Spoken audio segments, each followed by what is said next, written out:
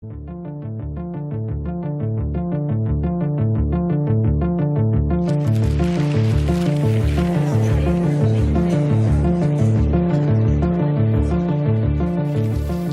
Putin has developed a nationalist ideology based on ethnic and religious grounds, the unique qualities of the Slavic race and Holy Russia.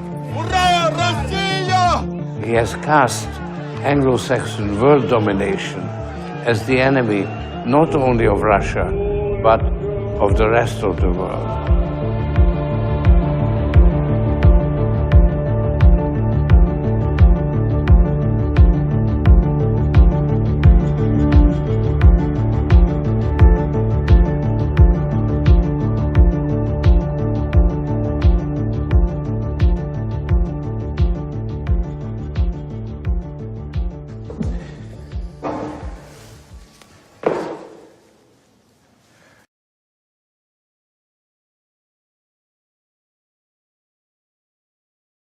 Hello, I'm George Soros.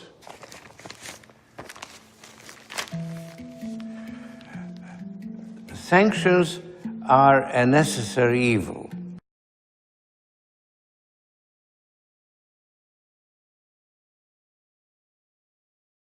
They are necessary because neither the European Union nor the United States is willing to risk war with Russia.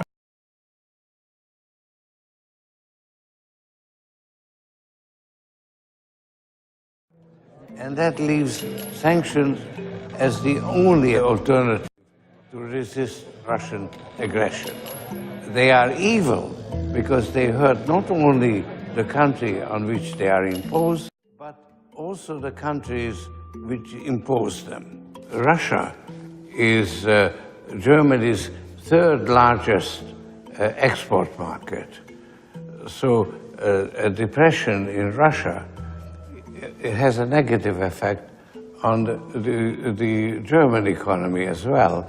And the same applies to many other European countries. It's high time for the members of the European Union to wake up and behave as countries indirectly at war.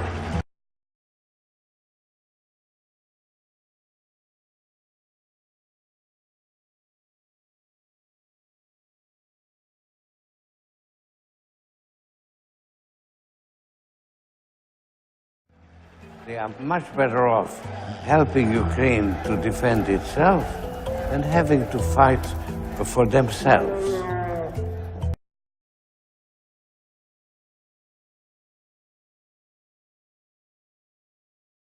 Europe seems to be blissfully unaware of being under attack and carries on business as usual. It treats Ukraine as just another country in need of financial assistance, like Greece or Ireland.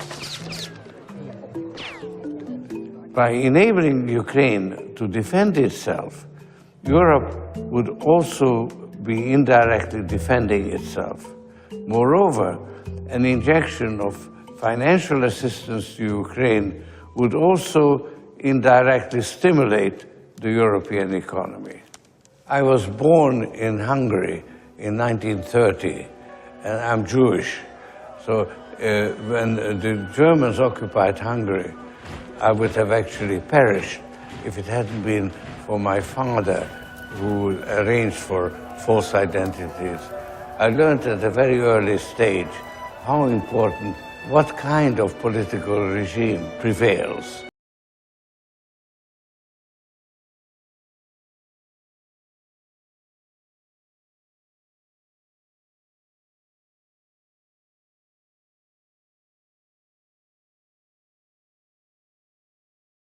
And I became a great believer in a European Union as it was originally perceived. I saw it as an embodiment of the ideal of an open society.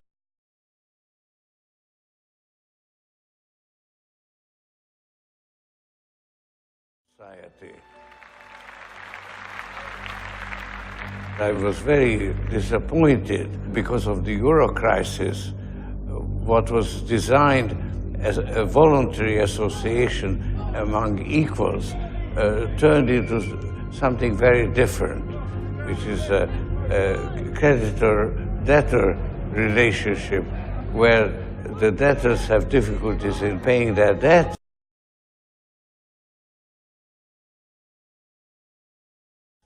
And the creditors set the conditions. And the conditions they set effectively make it difficult for the debtors ever to escape from their inferior position. The European Union is confronted by a resurgent Russia that has turned from a strategic partner into a strategic rival. Instead of communism, President Putin has developed a nationalist ideology based on ethnic and religious grounds. The unique qualities of the Slavic race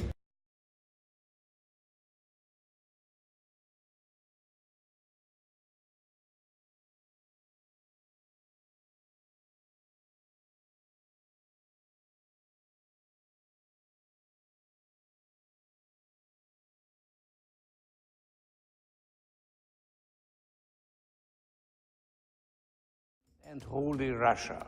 He has cast Anglo-Saxon world domination as the enemy not only of Russia, but of the rest of the world.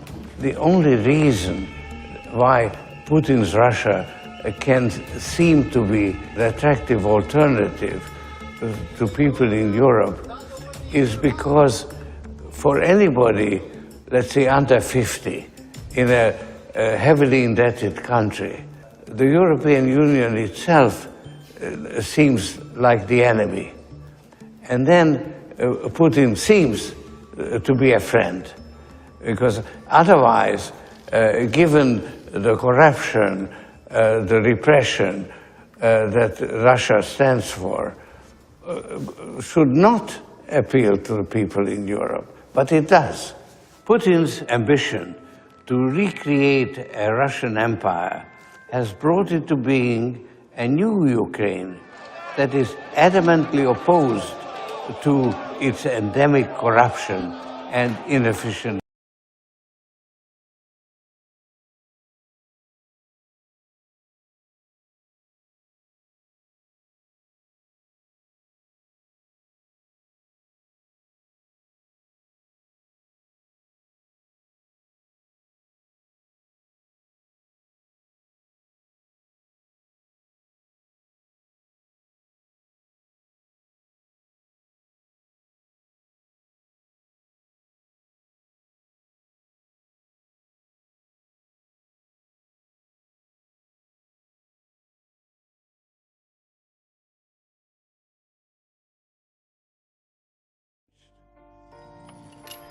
Europe needs to wake up and recognize what is at stake.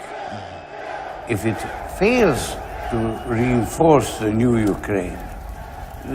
Ukraine will probably fail, and Europe will have abandoned the values and principles on which the European Union was founded.